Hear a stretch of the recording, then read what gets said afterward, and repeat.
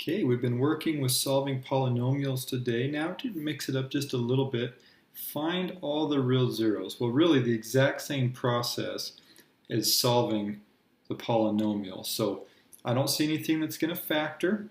Let's go ahead and go right to our calculator, and I've already typed it in. Let's just graph it real quick. Let's see what it looks like. And again, I'd encourage you to graph it on your own. Kind of hard to tell here what's going on. It's really narrow graph. Looks like maybe it just touches there. Looks like it dips below there. Again, we can go to our table, and I do see at -4, there's a 0. If you scroll around, you won't see any other ones. So I do see 1 for sure.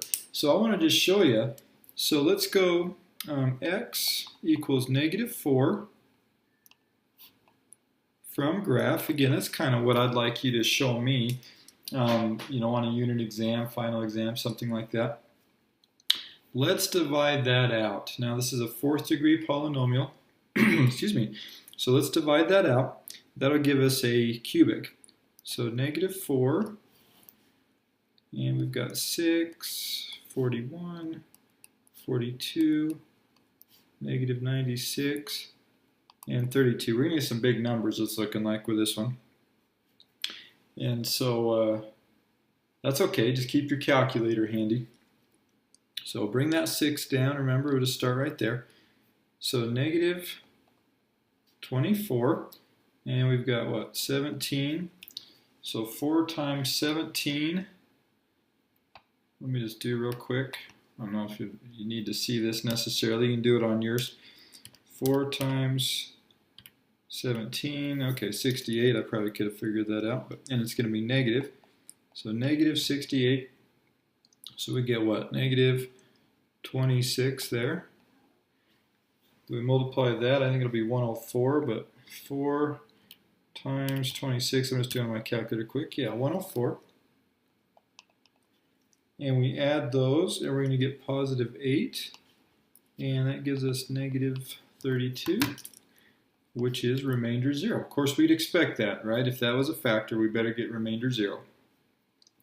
Well, we've got a new cubic, so this means 6x cubed plus 17x minus 26, squared, minus 26x plus 8 is left behind. We want to figure that guy out. We want to keep going. Now, and I just want to do this to illustrate something. I'm going to graph this new cubic real quick. So I've got that original guy in my calculator. 6x cubed plus 17x squared minus 26x plus 8. And let's go graph it. Hey, cross out here, and it looks like it probably touches here. So 1, looks like we do have a couple. Let's go back to that table. Notice at -4, there's a 0. Hey, that was the same 0 we had before. So how can we handle that? Well, we're going to divide it out again. That means there was multiplicity. So -4, just divide it out of this thing.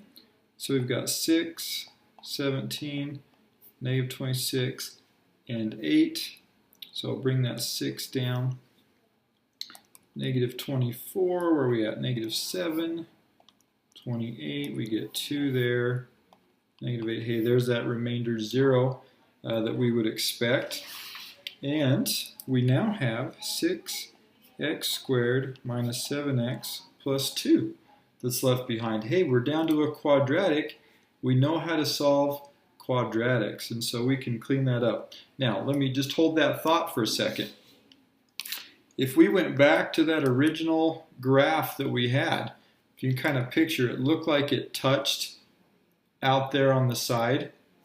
Well, remember, going back a few lessons, functions that have positive, or not positive, but even multiplicity, they just touch the x-axis and they turn. Odd multiplicity means that they cross. So even multiplicity, they turn, odd, they cross. So that's something you can kind of familiarize yourself with. It looked like it touched. So that told us we were going to have even multiplicity, the same zero is going to show up a couple times. All right, let's solve this guy. Of course, we can use the quadratic formula. Completing the square, you could you divide that 6 through first if you wanted. Probably quadratic formula is as good as anything on this one. So let's see what we've got. So x equals negative b, so 7 plus or minus b squared minus 4 times a times c.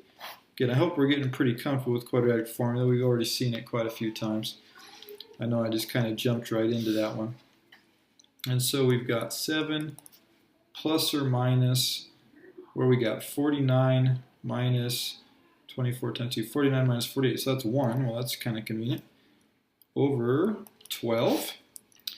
So I get 7 plus 1, that's 8 twelfths. We'll reduce that. 7 minus 1, that's 6 twelfths. And so what are my solutions? X equals negative 4, multiplicity 2, right? That one shows up twice. And then we've got 2